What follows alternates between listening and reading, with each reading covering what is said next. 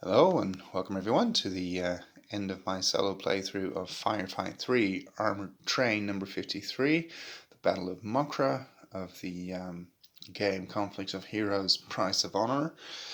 As you can see, it was a big German win. They had 18 victory points, but the Poles managed to destroy quite a number of German units as well in the process. But of course, even more of their units got destroyed. But it was a very eventful ending, I have to admit. This particular victory point is worth 5 victory points to whoever controls it, and it was actually Polish controlled until the very end by this tankette. But the Germans had 2 cards left, which basically allowed them twice to perform an action with, well, it could have been different units, but it was actually the same one that I used twice. It was spent, it was over here. Then it moved into the control hex using its bonus moves, and then it got to attack the tankette, which was already lightly damaged, and it inflicted enough damage to score a second hit, so it was actually very good on the part of the Germans that they saved those 2 cards. It was a hard fight for these 2 control markers as well, but the Poles didn't have enough infantry or whatever left to really seriously contest it. This tankette actually did manage to destroy a German unit that was on it, but another German unit moved onto it, and even if it hadn't, this unit was spent and the Poles had no caps left, no cards with which to possibly move into that building hex with the tankette, so that wasn't an option either. Over here, some more Polish units were destroyed, which of course can be important because they, could just be a couple of extra victory points that you either get or don't get. And well, had the Poles had these, they would have had 5 more victory points. The Germans would have had 5 less. And as I said, all the other victory points yield 1 victory point to the Germans at the end of the scenario and 2 to the Poles. So, I really do think these 2, I think you can forget about, because the Germans start with such an overwhelming force on this side of the board that it's virtually impossible to take it back, especially if this one is controlled and the Poles can't enter their reinforcements there.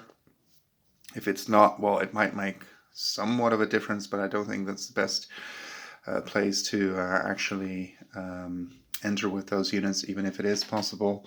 You really have to make sure as a Polish player to have control of this one at the very end. And as I said, had the Poles contested 2 of those as well, that really would have made a difference. I actually like this scenario very much. I feel it's much more balanced despite the final outcome than the other ones I've played so far.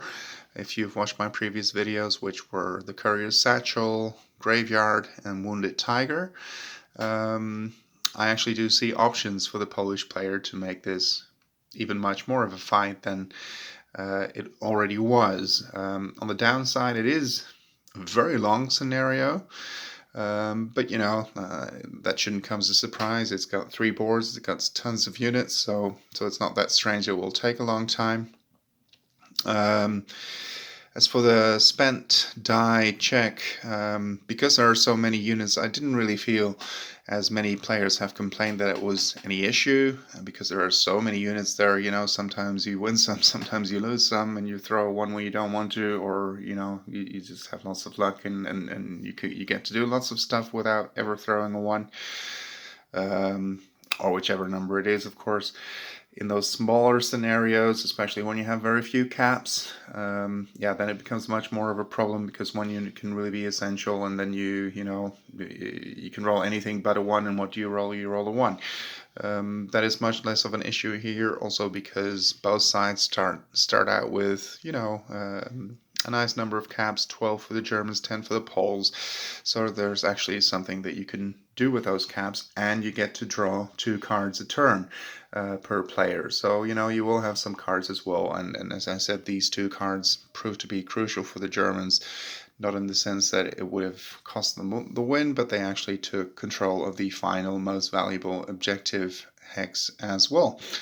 I think I'm going to play one more scenario from Price of Honor now. I believe it's the cavalry charge at Croyand. It's the second scenario from there. It's just a one board scenario with a cavalry charge in there. I'll play that one, and then I'll continue with my playthrough of Downfall of the Third Reich. Well, for now, thank you for watching. I hope you enjoyed, and see you on the next one.